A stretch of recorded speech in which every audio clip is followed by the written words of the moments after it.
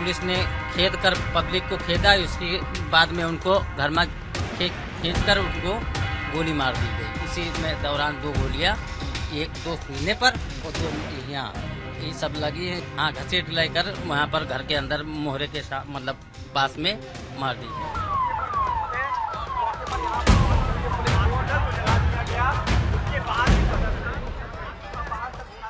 कल जब ये घटना हुई तब क्या आप भी वहाँ पे थे? हम नहीं थे वहाँ आप पर। नहीं थे? हमको पता चला कि वहाँ पर हमारे पथराव हो गया, पत्थर मारने लगे।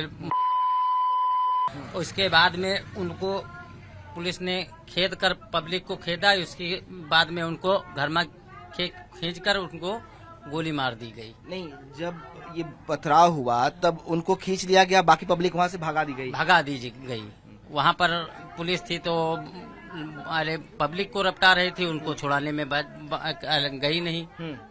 उसी में दौरान 2 गोलियां, एक 2 सीने पर और 2 यहाँ, ये सब लगी है। थी धारदार कुछ चक्कू या कुछ मार दिन का, वो तो वहीं पर खत्म हो गए थे। हाँ। क्या लगता है आपको, क्यों किया ऐसा इन लोगों ने? अरे क्या किया गया उसमें हम जानते तो नहीं है कि क्या किया गया। दुश्मनी हमारी कोई नहीं थी उनकी, लेकिन अब मार देने की पूरी तैयारी में वो। तो ये आपको लगता है पहले से पूरी तैयारी होगी, क्योंकि वहाँ बोतल्स रखे गए हैं, बहुत सारे पत्थर पहले से रखे गए छतों पे हैं? छत पे बोतल नहीं थे, लेकिन गोली वहाँ पर जब इनको भगाया गया पब्लिक को, तो इसलिए अरे उनको पकड़ के खींच कर घर में गोली मार दी गई। तो अभी बाद में अरे जो मेरे 2 चचेरे भाई थे, उन्होंने लाद कर उनको लेकर आए अंदर से। उस वक्त बॉडी घर के अंदर थी? घर के अंदर थी, जो हमें बताया जा रहा है। हाँ, घसीट लेकर वहाँ पर घर के अंदर मोहरे के मतलब पास में मार दी गई। बहराइच में रविवार की शाम मूर्ति विसर्जन को लेकर पथराव हुआ, आगजनी हुई, फायरिंग हुई, जिसमें एक शख्स की मौत हुई। बताया जा रहा है कि शख्स का नाम जो है राम गोपाल मिश्रा है और इसी परिवार के वो रहने वाले हैं। 22 साल के करीब उनकी उम्र थी। ये उनकी फैमिली है। कुछ देर पहले जो बॉडी थी वो उनकी लाई गई थी, लेकिन फैमिली जो है उसको क्रिमिनेशन नहीं करना चाहती है। फैमिली का आरोप है कि पुलिस ने उन्हें सपोर्ट नहीं किया और उनको इंसाफ नहीं मिला, लिहाजा वो प्रोटेस्ट करना चाहते हैं। ये फैमिली है। आप उनकी माता जी हैं। माता जी, क्या हुआ आपके बेटे के साथ? हमारा बेटा मूर्ति विसर्जन में गया था, तिरंगा लहराने लगा पे चढ़ के कोठी पे उनका तिरंगा निकाल दिया, गिरा दिया, अपना तिरंगा लहरा दिया और पीछे से गए, खींच ले गए गोली से, वार करके उसको खत्म कर दिया। गड़ासी तीर मारी गए है, पेट पर मारी गए है। हाय नाटी काट लेती हूँ कि लहास गाय पे देती। तो 3 बच्चे 18-18 साल के कूदे हैं तो 6 वार है उनके भाई हैं, भाई पे छोटा बड़ा भाई, छोटे भाई हैं 2, वही उनके लहास के पीछे छिप गए, छप गए। तब जब ईंटा के वार किया है तब बंदूक गिर गए हैं। कितनी गोलियां लगी हैं उनको? 24 गोली चली है। 24 गोली चली हैं, हमने देखा है। लाश को देख लीजिए। हाँ, 24 वार। तो आप लोग अंतिम संस्कार करने के लिए तैयार नहीं है? आप लोग ले गए? न्याय मिलना चाहिए तब अंतिम संस्कार होगा। न्याय मिलेगा तब? न्याय मिलेगा। कब आपके बेटे की उम्र कितनी थी? कितनी उम्र थी आपके बच्चे की? 26 साल। शादी हो गई थी? शादी दे औरत है। 3 महीने पहले शादी हुई है। इनकी पत्नी है, 3 महीने पहले शादी हुई है। और ये परिवार किस तरह से परेशान है? आप लोग क्या चाहते हो? हम लोग न्याय चाहते हैं। उन लोगों को जब मारा जाएगा तो हमारे भाई की लाश को जलाया जाएगा। हाँ, दुख हुआ है, उतना न्याय होना चाहिए, उसी प्रकार उसको सजा मिलनी चाहिए।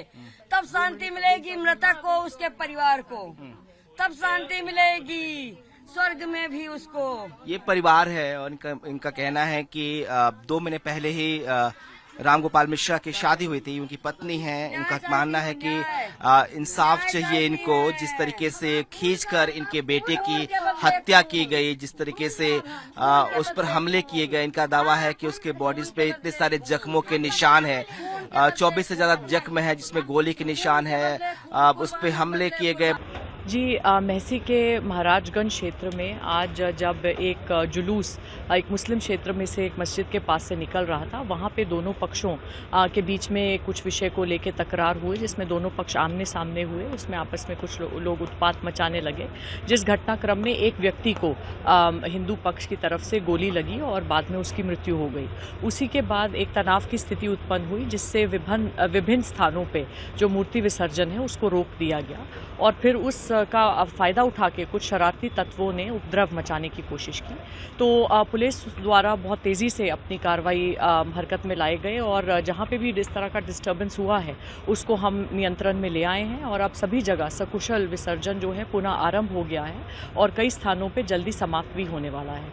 सभी विसर्जन प्रोसेशंस के साथ में पर्याप्त पुलिस बल लगा हुआ है और जहाँ जहाँ पे भी डिस्टर्बेंस हुआ है वहाँ पे हमारे जो भी पुलिस ने रिस्पॉन्ड किया है, सभी जगह पे पुलिस द्वारा विस्तृत वीडियो रिकॉर्डिंग कराई गई है और जो उपद्रवी हैं उनकी पहचान कराई जा रही है और विसर्जन समाप्त होने के तत्काल बाद उनकी गिरफ्तारी भी आरंभ हो जाएगी। जो महाराजगंज में घटना हुई है जिसमें एक व्यक्ति को गोली मारी गई है, उसमें 30 संदिग्ध व्यक्तियों को पुलिस द्वारा ऑलरेडी हिरासत में ले लिया गया है, उसमें मुकदमा पंजीकृत कर लिया गया है और जो मुख्य आरोपी है जो कि भाग गया है उसकी भी लोकेशन ट्रेस हो गई है, उसको गिरफ्तार करने के लिए टीम्स को डिस्पैच कर दिया गया है। पूरे मामले में कितने लोगों की मृत्यु हुई, कितने लोग घायल हैं, क्या है? जी अभी एक व्यक्ति की मृत्यु हुई है और 2 लोग घायल हैं।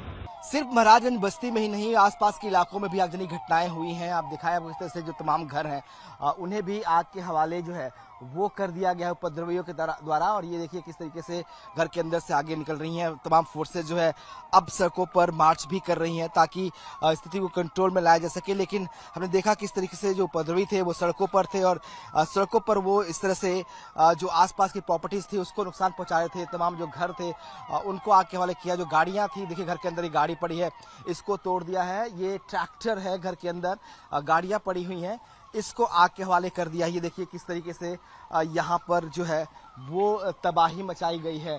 हम चाहेंगे अपने कहें कि थोड़ा दूर रह के दिखाएं। ये इस वक्त गाड़ियों में आग जो है वो जल रही है। ये घर के अंदर इस वक्त मौजूद है। देखिए जो गाड़ी है उसको जो है तोड़ दिया गया है, डैमेज किया गया है पूरी तरीके से। कांच जो है वो बिखरे पड़े यहाँ पे हैं।